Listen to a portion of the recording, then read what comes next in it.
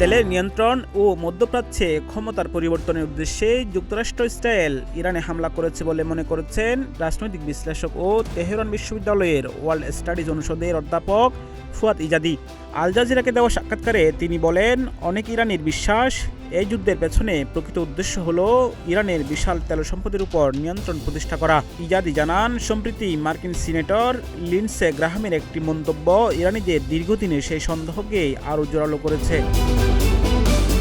তিনি বলেন, আমি খুশি যে সিনেটর লিন্ডসে গ্রাহাম বলেছেন ট্রাম্প ইরানের তেল চায়। বহু বছর ধরে ইরানিরা ঠিক এই কথাটাই বলে আসছে এবং বিশ্বাস করে। তার মতে যুক্তরাষ্ট্রের এই কৌশল নতুন কিছু নয়, বরং অতীতের সাম্রাজ্যবাদী নীতিরই পুনরাবৃত্তি। ইজাদি বলেন, তারা যেন আবার 19 শতকে ফিরে যেতে চায় এবং 19 শতকে যেমন ব্রিটিশরা পারস্য উপসাগর শাসন করত, ঠিক তেমনভাবেই এ অঞ্চলকে নিয়ন্ত্রণ করতে চায়।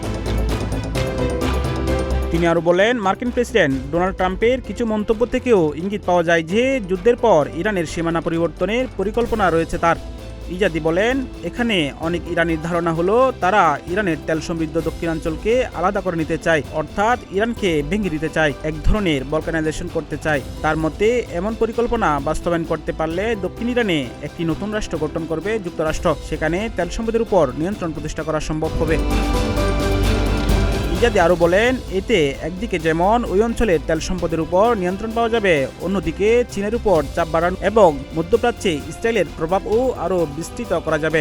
তার দাবি, এই ধরনের পরিকল্পনা বাস্তবায়ন করা সহজ নয় এবং বাস্তবে তা সফল হওয়ার সম্ভাবনাও খুব কম, বরং এইসব পদক্ষেপ অঞ্চল জুড়ে নতুন করে অস্থিরতা তৈরি করতে পারে বলেও মনে করেন তিনি। এর আগে পরমাণু আলোচনার মধ্যেই 28 ফেব্রুয়ারি ভোরে ইরানের রাজধানী তেহরান সহ বিভিন্ন এলাকায় যৌথভাবে হামলা শুরু করে ইসরায়েল যুক্তরাষ্ট্র। হামলায় প্রাণ হারান ইরানের সর্বোচ্চ ধর্মীয় নেতা আয়াতুল্লাহ আলী খামেনি সহ সামরিক বাহিনীর একাধিক শীর্ষ কর্মকর্তা। জবাবে কিছুক্ষণের মধ্যেই মধ্যপ্রাচ্য জুড়ে যুক্তরাষ্ট্রের বিভিন্ন সামরিক ঘাঁটিতে পাল্টা ক্ষেপণাস্ত্র হামলা চালায় ইরান। হামলা চালানো হয় ইসরায়েলের বিভিন্ন এলাকায়ও। আরাফাত বিন হাসান, প্রতিদিনের বাংলাদেশ।